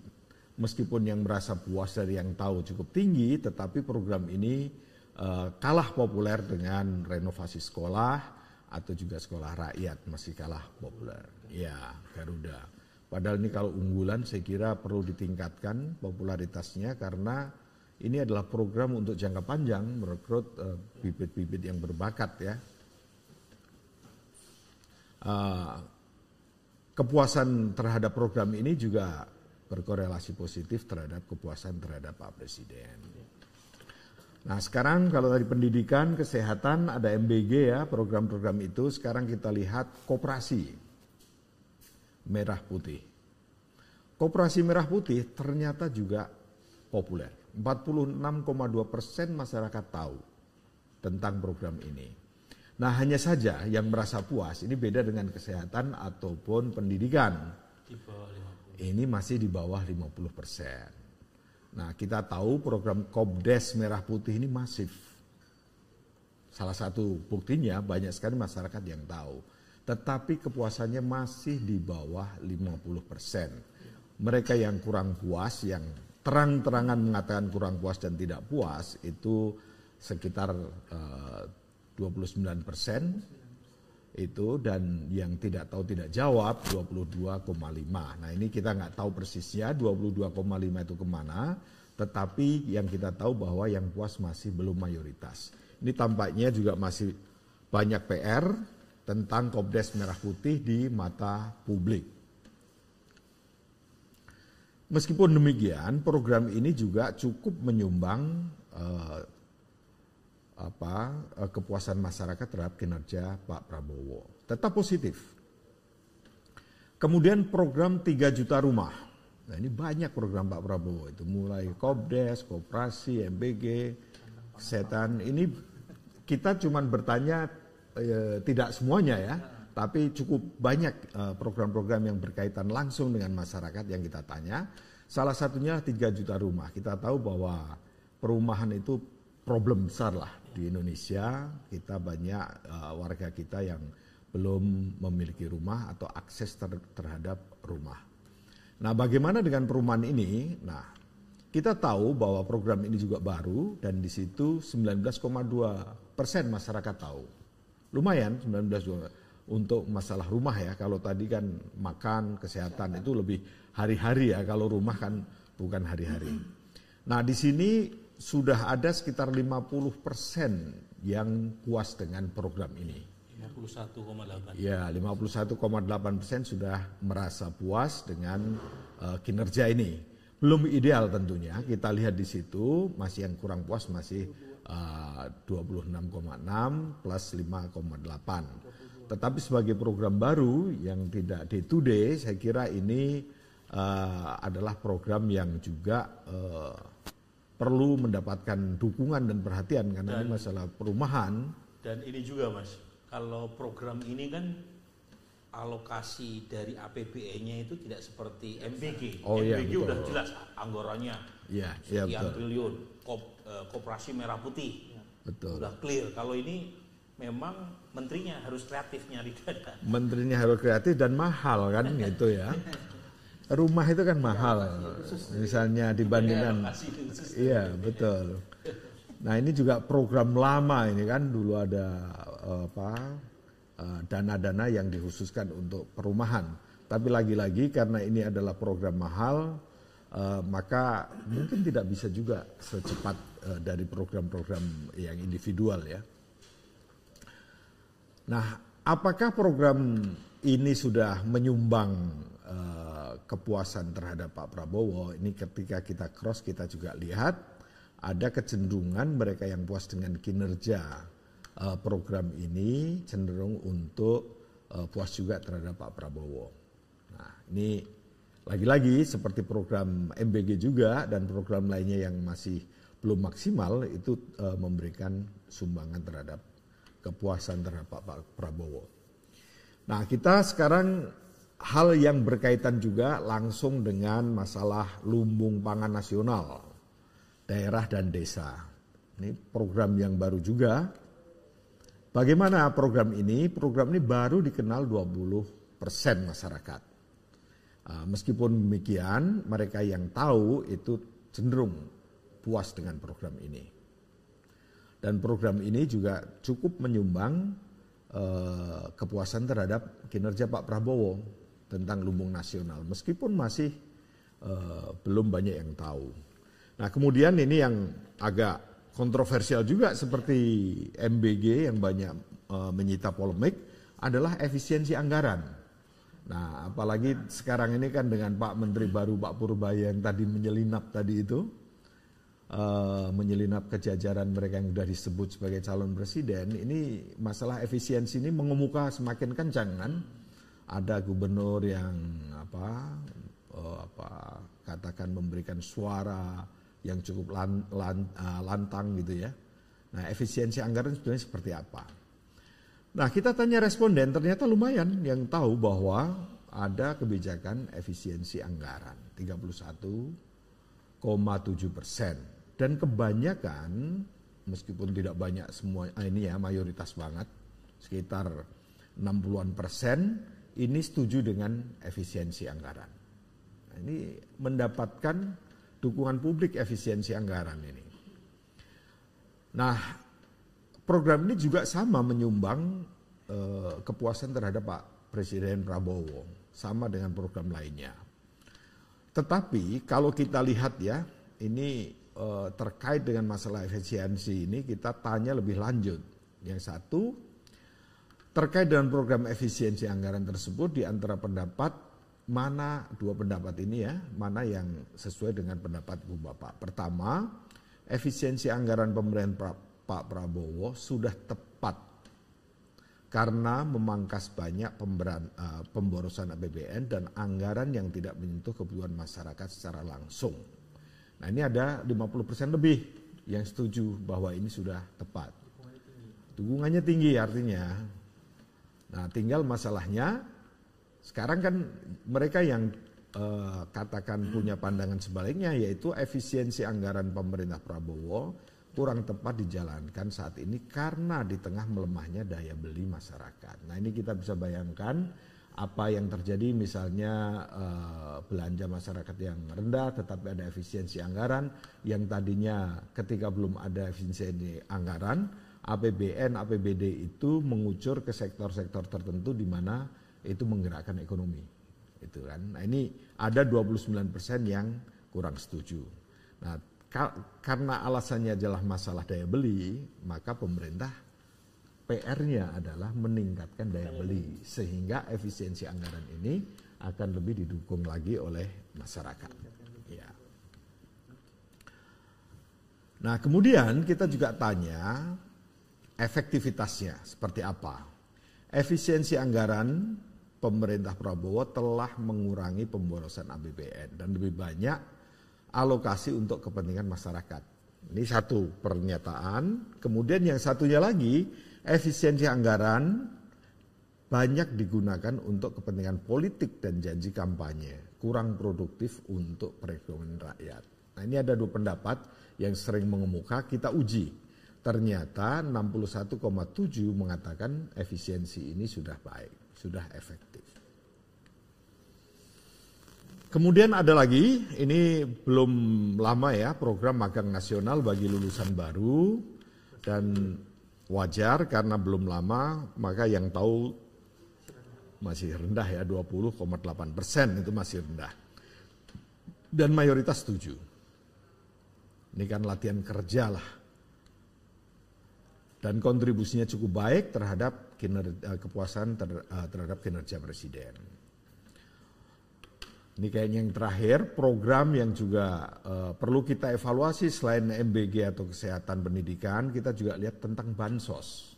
Nah, ini tadi kan salah satu kenapa puasnya itu karena banyak bansos gitu kan. Kalau masalah performance ekonominya kurang, tapi bansos ini nah ini ekonominya itu di sini.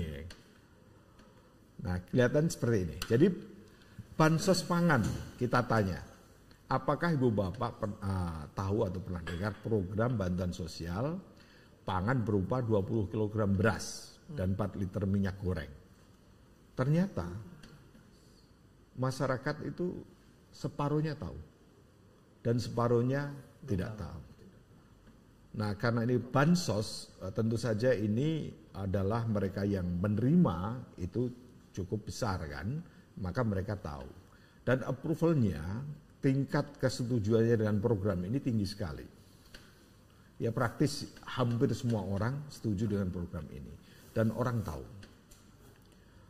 Maka ketika kita lihat apakah ada kontribusi terhadap kepuasan terhadap kinerja Presiden, ya kelihatan sekali bahwa itu kontribusinya cukup baik, positif. Kemudian BLT, kita tanyakan BLT senilai 300.000 per bulan kepada lebih 35 juta. Ini juga besar yang tahu. Tadi 50% ya yang tahu. Sekarang 62,9% tahu. Dan praktis yang tahu itu setuju semua. Ya. Nah, ini juga kontribusinya baik. Kita lihat. Kemudian selain tadi beras, kemudian BLT, kemudian kita tanya selama tahun 2025 ini apakah ibu bapak atau anggota keluarga di rumah pernah menerima bansos ini. 33,4% ini mengaku menerima. Ini juga besar. Kalau kita hitung, ini sekitar 15,7 juta keluarga yang menerima. Kalau kita hitung. Jadi besar sekali. Makanya tadi kalau ditanyakan kenapa puas terhadap Pak Prabowo, salah satunya adalah bansos gitu kan. Nah, bagaimana kontribusinya terhadap kepuasan terhadap kinerja Pak Prabowo, tampak sekali bahwa mereka yang pernah menerima cenderung puas dan yang tidak menerima cenderung sedikit lebih kurang puas gitu ya. Nah, bansos ini kita tanyakan jenis bantuan sosial apa yang mereka terima. Tadi kan kita tanya apakah pernah. Pertama bansos beras, itu paling tinggi. Kedua PKH, 44,4%. Kemudian bantuan pangan non tunai, program Indonesia Pintar, kemudian bantuan subsidi upah. Jadi banyak sekali kalau kita lihat jenis bantuan-bantuan dan juga jumlah orang yang menerima bantuan itu. Nah, makanya kalau kita simpulkan tadi dari awal sampai akhir, kita berpanjang lebar menjelaskan mengapa approval Pak Prabowo seperti itu, dan ternyata sektor pertama yang menyumbang adalah masalah keamanan, yang kedua adalah masalah penegakan hukum, masalah penegakan hukum itu termasuk di dalamnya korupsi, dan yang lain adalah program-program yang kalau kita lihat tadi ada aspek ekonominya. Jadi program populis, program yang menyentuh masyarakat langsung seperti MBG, kemudian bansos, itu cukup menjadi alasan mengapa mereka puas terhadap kinerja Pak Prabowo. Nah, catatan satu, beberapa program yang manajemennya masih dianggap kurang memuaskan seperti MBG, itu mungkin perlu menjadi catatan tersendiri untuk perbaikan ke depan.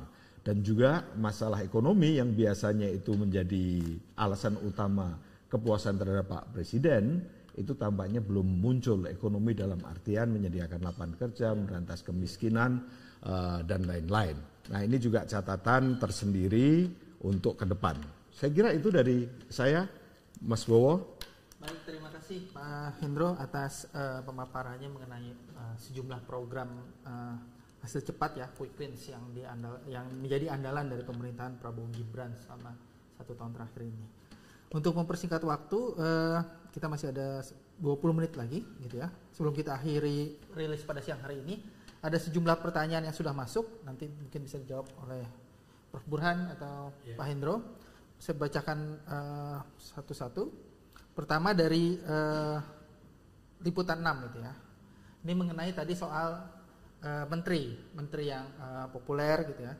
Di situ ada nama Teddy Indrawijaya sebagai sekretaris kabinet. Pertanyaan dari rekan-rekan di Liputan 6, padahal Pak Teddy ini bukan menteri teknis gitu ya. Betul. Bukan menteri teknis. Kenapa begitu populer? Apakah bahkan mengungguli menteri-menteri koordinator ya seperti Mas AHY dan lain-lain?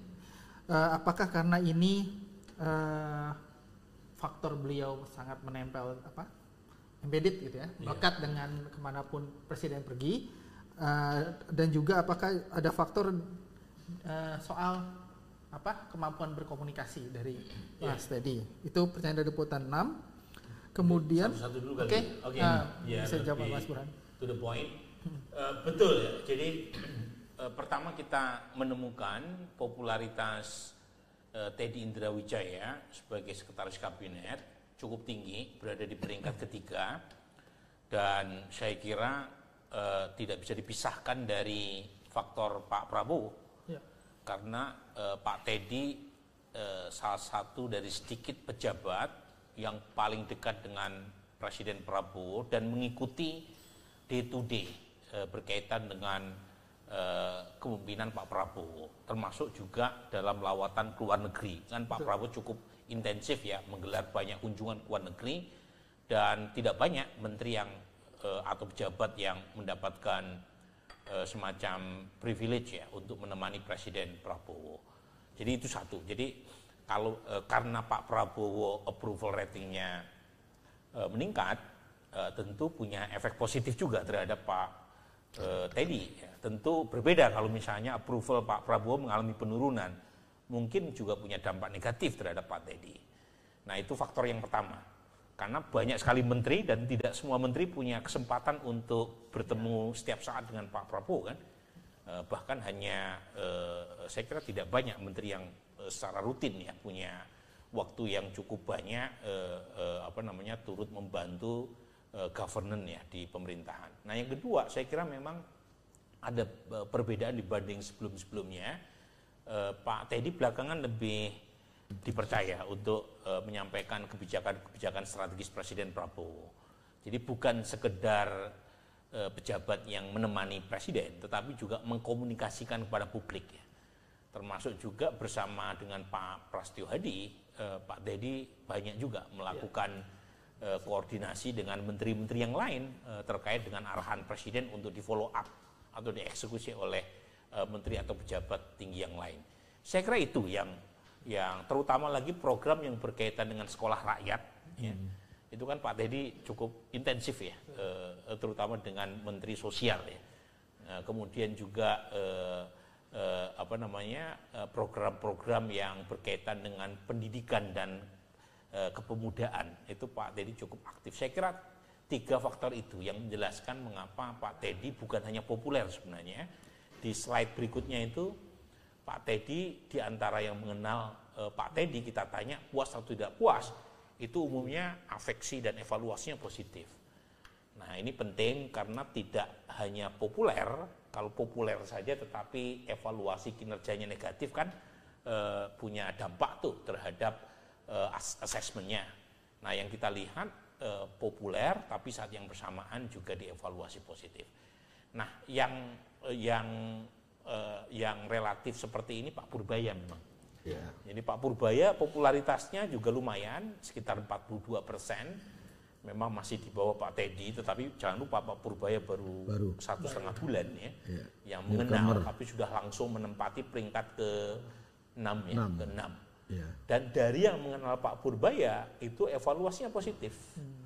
Jadi dari sini kelihatan ada beberapa nama yang populer dan dievaluasi positif. 1 Pak Teddy, 2 Pak Purbaya, 3 Pak Nasaruddin Umar. Ya, populer. Nah, di luar itu ada yang populer tetapi evaluasinya tidak terlalu positif, ada yang evaluasinya positif seperti Pak Amran tapi kurang populer.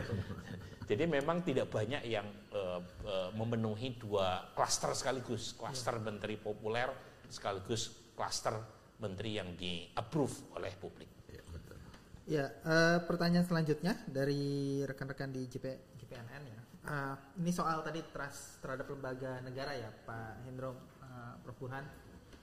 Di antara lembaga penegak hukum gitu ya, Kejaksaan Agung paling tinggi, ada di 76%. Nah, pertanyaan dari rekan-rekan JPNN, apakah ini sepenuhnya dikontribusi oleh penanganan atau tindakan yang diambil oleh Kejaksaan Agung selama kurang lebih 1 tahun terakhir terhadap beberapa kasus mega korupsi, misalnya Pertamina Niaga gitu ya. Kemudian terakhir yang kemarin 13 triliun yang disita dari kasus minyak goreng dulu. Apakah ada faktor lain yang membentuk 76% tersebut? Mungkin ada faktor lain ya.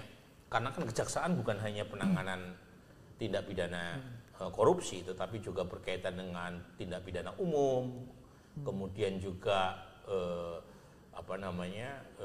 restoratif justice yang cukup aktif digelar oleh kejaksaan. Tapi memang di antara sekian banyak portofolio atau tupoksi yang menjadi kewenangan kejaksaan, yang paling banyak membetot perhatian publik ya terkait dengan isu pemberantasan korupsi.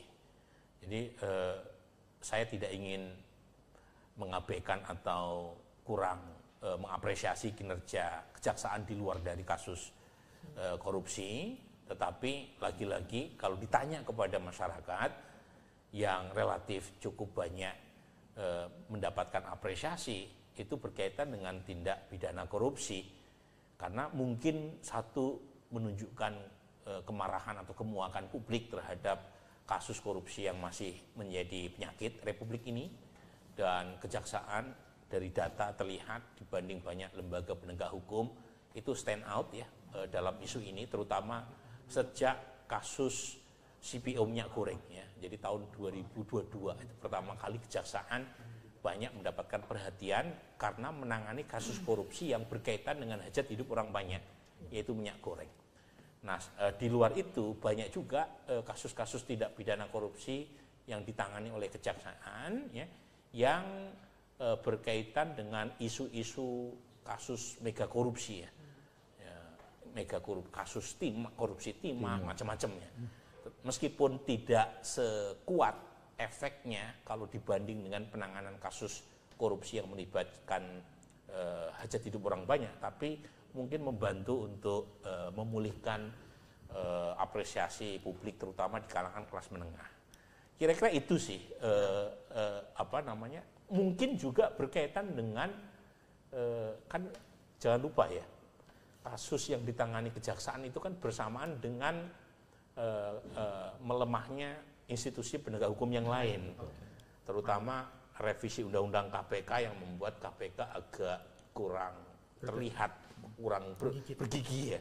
Meskipun belakangan KPK coba untuk memulihkan itu, tetapi lagi-lagi kita ingat kejaksaan itu mulai muncul setelah revisi undang-undang KPK efektif berjalan. Jadi sepertinya kejaksaan mengisi ruang kosong yang ditinggalkan oleh KPK, meskipun KPK sepertinya belakangan cukup berusaha efektif meningkatkan kembali trust-nya yang sempat terpuruk ya dalam beberapa tahun terakhir. Oke, baik. Ada satu pertanyaan terakhir, Prof. Burhan, Pak Hendro mungkin nanti bisa dijawab secara bergantian sekaligus closing statement ya dari Liza, Mbak Liza mungkin ya ini ya. Seberapa lama kira-kira approval rating tinggi dari Presiden Prabowo Subianto ini dapat bertahan gitu ya? Dan apa faktor yang membuat dia approval rating itu bisa bertahan atau justru menurun? Mungkin dari Prof. Burhan dulu. Oke, dari saya dulu ya, sekaligus penutup. Ya ini penting. Tadi saya di awal mengatakan approval rating itu seperti iman, yazid wa yankus, kadang naik kadang turun. Tergantung oleh variabel apa yang mendorong naik atau turunnya approval rating terhadap presiden. Nah, kalau kita lihat ya selama kita melakukan survei-survei pasca Orde Baru, itu approval rating paling kuat variabel penjelasnya adalah ekonomi. Ya, jadi kalau ekonomi positif itu biasanya approval rating presiden siapapun itu akan positif. Demikian juga sebaliknya. Nah, pertanyaannya, variabel ekonomi itu apa yang paling bisa berkorelasi dengan tingkat approval rating? Karena variabel ekonomi kan banyak. Nah, yang paling kuat menjelaskan itu adalah inflasi. Nah, kebetulan inflasi kita dibanding dengan pemerintahan sebelumnya belakangan memang turun, meskipun ada tren kenaikan, tetapi dibanding zaman Pak SBY atau Pak Jokowi itu 2,8% kurang lebih. Tingkat inflasi itu masih jauh lebih rendah ya. Tapi lagi-lagi kalau dibanding dengan negara-negara Asia Tenggara, inflasi 2,8% ini itu ada tren kenaikan. Nah, ini perlu diwaspadai ini oleh pemerintahan Pak Prabowo. Tetapi kalau komparatif referensinya itu pemerintah sebelum Pak Prabowo itu masih relatif rendah. Itu satu. Yang kedua adalah daya beli. Ya, daya beli. Nah, kebetulan waktu kita survei, daya beli yang melemah belakangan ini itu coba didongkrak, dipulihkan dengan bansos atau BLT. Tetapi kan bansos atau BLT kalau nggak salah sampai Desember 2025. Karena fiscal space negara kita kan nggak banyak juga. Artinya ya, pemerintah harus waspada nih. Ketika bansos atau BLT itu berkurang atau dihentikan karena sudah habis masa periodenya, maka perlu ada insentif yang lebih bersifat struktural, dan itu berkaitan dengan hal yang sangat mendasar, yaitu soal ketersediaan tenaga lapangan pekerjaan, terutama yang bersifat formal, karena terjadi deindustrialisasi dalam beberapa tahun terakhir, bukan hanya pada masa Pak Prabowo, bahkan di akhir periode Pak SBY ya hingga Pak Jokowi. Nah ini yang perlu diatasi ya.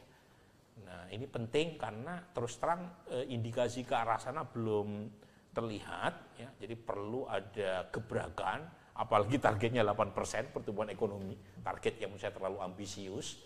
Jadi penting buat pemerintah untuk segera mempersiapkan satu paket pembenahan ekonomi, tidak sekedar populistik seperti MBG, Operasi Merah Putih, tapi yang struktural untuk pembenahan ekonomi, terutama di saat tahun depan ini tantangannya besar. Ketika TKD transfer ke daerah dikurangi kan untuk program MBG dan peningkatan anggaran buat pertahanan. Jadi kalau misalnya anggaran TKD dikurangi, otomatis uang yang ada di daerah kan berkurang. Nah, total ada berapa triliun ya yang dikurangi itu, 260-an sekian T ya untuk tahun depan.